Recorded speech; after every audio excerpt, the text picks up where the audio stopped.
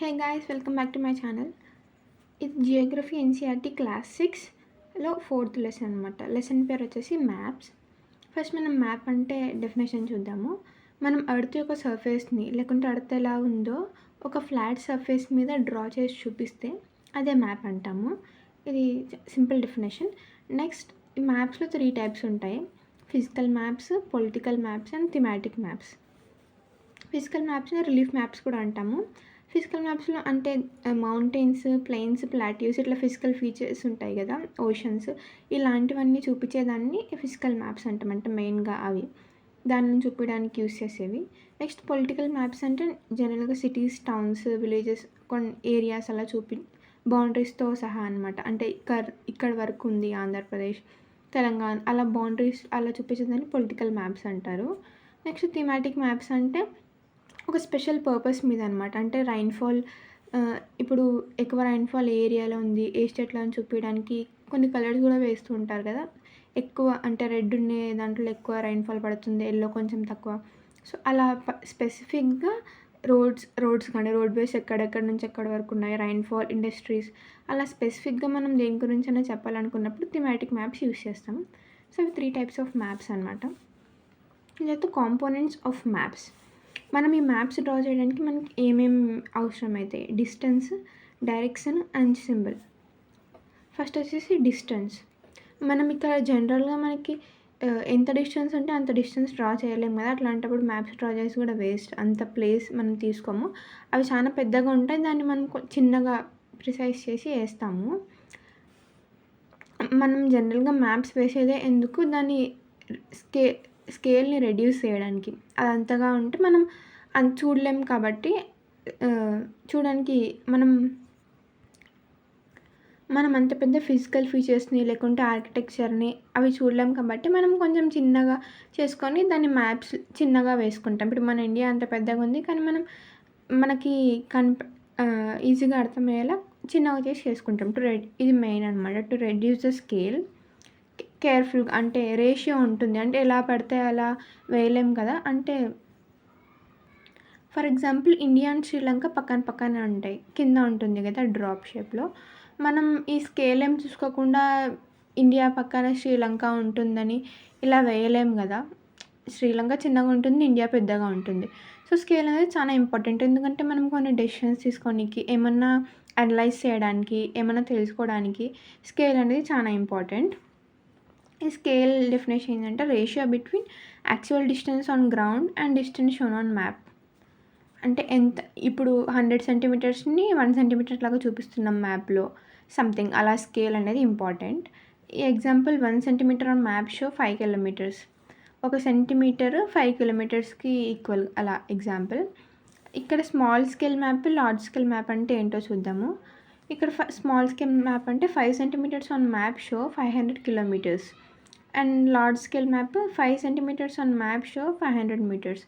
ఈ small scale map ఎందుకంటే ఇంత పెద్ద 500 కిలోమీటర్స్ అంటే చాలా ఎక్కువ కదా, దాన్ని ఇంత 5 సెంటీమీటర్స్ చూపించడం అంటే చిన్నగా. అదే 500 మీటర్స్ని 5 సెంటీమీటర్స్ చూపించడం అంటే దీనికన్నా ఇది కొంచెం తక్కువే కదా. సో ఇది లార్జ్ స్కేల్ మ్యాప్. ఇది వచ్చేసి స్మాల్ స్కేల్ మ్యాప్, ఎందుకంటే చాలా తక్కువగా చూపిస్తుంది. ఇది చాలా పెద్దగా ఆ లెంత్ అనేది చాలా పెద్దగా ఉన్నా చాలా తక్కువ చేసి చూపిస్తుంది కాబట్టి ఇది స్మాల్ స్కేల్ మ్యాప్. ఇది లార్జ్ స్కేల్ మ్యాప్, కిలోమీటర్స్ని సెంటీమీటర్స్గా చూపిస్తుంది. సో అలా. Next, direction, second component. మనకి డైరెక్షన్ అనేది చాలా ఇంపార్టెంట్. అంటే ఏదైనా లొకేషన్ కనుక్కోవడానికి అలా ఊరికే చెప్తే అయిపోదు కదా. ఏ డైరెక్షన్లో, ఈస్ట్లో వెళ్ళాలా, వెస్ట్లో వెళ్ళాలా, లేకుంటే ఏ డైరెక్షన్ వెళ్ళాలో చాలా ఇంపార్టెంట్. నార్మల్గా నాకు మ్యాప్స్లో కన్ఫ్యూజ్ అవ్వకుండా ఎప్పుడు ఈ సంథింగ్ ఇది మ్యాప్ అనుకోండి, ఇండియా మ్యాప్ పైన ఏ మ్యాప్ అయినా సరే పైన మనకి ఇలా ఐరో మార్క్స్ కనిపిస్తాయి. అంటే ఏది నార్త్ అని, అన్నీ ఇవ్వకపోయినా ఇలా వచ్చేసి పైన ఎన్ అని ఉంటుంది, అంటే అది నార్త్ డైరెక్షన్ అని ప్రతి మ్యాప్లో ఇండికేట్ చేసి ఉంటుంది ఆరో మార్క్తో అని చెప్తున్నారు. నెక్స్ట్, దీన్ని ఏమంటారు, స్పెసిఫిక్గా కార్డినల్ పాయింట్స్ అంటారు దాన్ని, అలా మెన్షన్ చేసేదాన్ని. నెక్స్ట్, కంపాస్ తెలుసు కదా, instrument used to find direction. దాంట్లో ఒక మ్యాగ్నెటిక్ నీడిల్ ఉంటుంది, అది ఆల్వేస్ పాయింట్స్ నార్త్. ఇలా నీడిల్ ఉంటే అది నార్త్ అండ్ సౌత్ డైరెక్షన్లో ఎప్పుడు పాయింట్ చేసి ఉంటుంది. దాని ద్వారా మనం మనకంటే ఇప్పుడు మొబైల్స్ అవన్నీ ఉన్నాయి గానీ, ఏన్షియంట్ టైమ్‌లో వాళ్ళు అవే యూజ్ చేస్తారు కదా! కంపాస్‌ని చూసుకొని ఏది నార్త్, ఏది సౌత్ డైరెక్షన్‌ని తెలుసుకునేవాళ్ళు.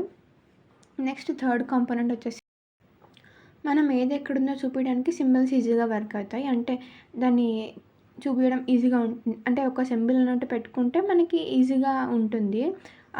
ఈ షేప్ ఉందంటే ఇక్కడ మౌంటైన్ ఉంది అలా. రాయలేం కదా! ఎక్కువ అవుతుంది. సో, సింపుల్‌గా ఉండడానికి అలా. మనం మరీ మౌంటైన్స్‌ని డ్రా చేయలేము, ప్లెయిన్స్‌ని, ప్లాటీస్‌ని డ్రా చేయలేమంటే కొంచెం కష్టం. సో, దానికొక ఇంటర్నేషనల్ అగ్రీమెంట్ పెట్టుకున్నారు. అంటే మళ్ళీ ఇండియాలో ఒకటి, ఆఫ్రికాలో ఒకటి, అలా యూఎస్ఏలో ఒకటి అలా పెట్టుకుంటే మళ్ళీ కన్‌ఫ్యూజ్ అయిపోతారు. వాళ్ళు మన మ్యాప్స్ చూసినప్పుడు, లేకుంటే మనం ఏమైనా వాళ్ళ మ్యాప్స్ చూసినప్పుడు సంథింగ్ అలా చాలా కన్‌ఫ్యూజ్ అయిపోతాం. సో, ఇంటర్నేషనల్‌గా ఒక అగ్రీమెంట్ చేసుకున్నారు. International agreement regarding use of symbols. దాన్ని కన్వెన్షనల్ సింబల్స్ అంటారు. ఈ కన్వెన్షనల్ సింబల్సే యూజ్ చేస్తారు. నెక్స్ట్ ఆ సింబల్స్‌లో కలర్స్‌ని బట్టి మనం అక్కడ ఏముందని కనిపెట్టొచ్చు. వేరియస్ కలర్స్ లైక్ బ్లూ అంటే వాటర్. వాటర్ ఉంది. అక్కడ బ్లూ ఉందంటే అక్కడంతా వాటర్ ఉంది అని అర్థం. మనం గ్లోబ్‌లో చూస్తే కూడా అర్థమైపోతుంది. సీ అంతా వాటర్ అలా ఉంటుంది కదా! బ్రౌన్ ఉన్నదంతా మౌంటైన్స్ అంట. నెక్స్ట్ యెల్లో ఉండిందంట ప్లాట్యూ. నెక్స్ట్ గ్రీన్ ఉండిందంతా ప్లెయిన్స్. తర్వాత sketch definition. Drawing based on memory not to scale. ఇంతవరకు మనం మ్యాప్ అంటే ఒక పర్టిక్యులర్ స్కేల్‌లో ఏసుకోవాలి ఎలా అంటే అలా కాదనుకున్నాం కదా! కానీ స్కెచ్ అంటే ఏంటంటే జస్ట్ మనకు మెమరీ కోసం అనమాట. ఈ ప్లేస్‌లో ఇది ఉంది. దానికి తర్వాత ఇది ఉంది. లేకుంటే ఇక్కడ అది ఉంది. అలా అంటే ఇంత స్పేస్‌లోనే ఉంది. దీనికన్నా అది పెద్దగుంది, చిన్నగుంది అలా ఏం లేకుండా ఊకే కొంచెం మెమరీ కోసం ఇది అక్కడుంది. ఇది ఆ ఊర్లో ఉంది. దానికోసం డ్రా చేసేది sketch. Drawing based on memory not to scale. Next plan. ఈ స్కెచ్‌కి, ప్లాన్‌కి మెయిన్ డిఫరెన్స్ ఏముంటుందంటే, ఈ ప్లాన్‌లో స్కేల్ డ్రాయింగ్ ఉంటుంది. దాంట్లో ఏం స్కేల్ ఉంటదంటే, మెజర్ చేయడం ఉంటది. దీంట్లో మెజర్ చేయడం ఉంటుంది. అది కూడా స్మాల్ ఏరియానే.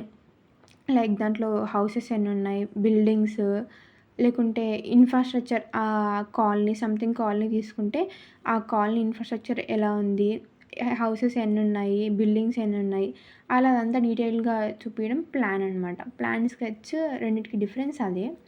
ఫోర్త్ లెసన్ ఇక్కడితో కంప్లీట్ అయిపోయింది. ఐ హోప్ మీకు ఈ వీడియో నేను చెప్పిందంతా అర్థమవుతుంది అనుకుంటున్నాను. నచ్చితే లైక్, షేర్ అండ్ సబ్స్క్రైబ్ చేయండి. మీకు నచ్చకుంటే స్కిప్ చేసేయండి. Thank you for watching. Take care. Bye bye.